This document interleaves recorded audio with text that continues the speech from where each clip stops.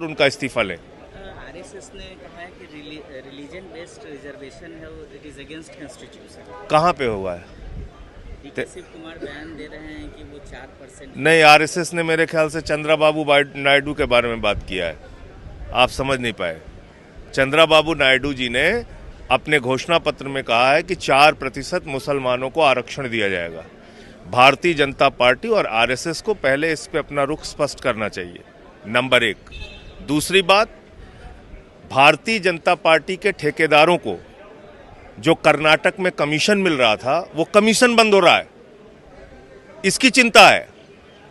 BJP के जितने भी ठेकेदार वहां पे ठेका पा रहे थे, इस रिजर्वेशन से, माइनॉरिटी रिजर्वेशन से, उनका वहां पे ठेके का काम बंद हो रहा है, कमीशन बंद हो रहा है, पैसे की कमाई बंद हो रही है, इसलिए विरोध कर रहे हैं।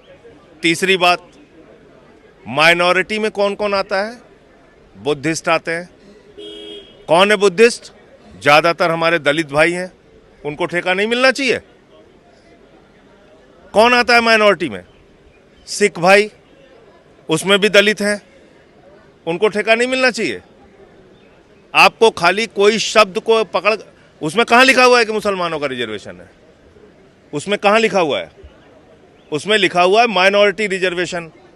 माइनॉरिटी में पारसी हैं, माइनॉरिटी में बुद्धिस्ट हैं, माइनॉरिटी में सिख हैं, माइनॉरिटी में जैन है, माइनॉरिटी में क्रिश्चियन है, माइनॉरिटी में मुस्लिम है।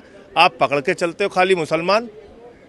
आप इस देश में बाकी लोगों को आप माइनॉरिटी नहीं मानते? जो हमारे दलित भाई बुद्धिस्ट हैं वो माइनॉरिटी नहीं है, जो दलित भाई सिख हैं वो माइनॉरिटी नहीं है, क्रिश्चियन में भी हमारे बहुत सारे दलित भाई हैं।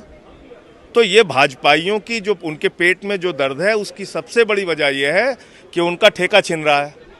ये ठेकेदारों की पार्टी है, ठेकेदारों के साथ खड़े होना चाहते हैं ये, इसलिए सारा विरोध है।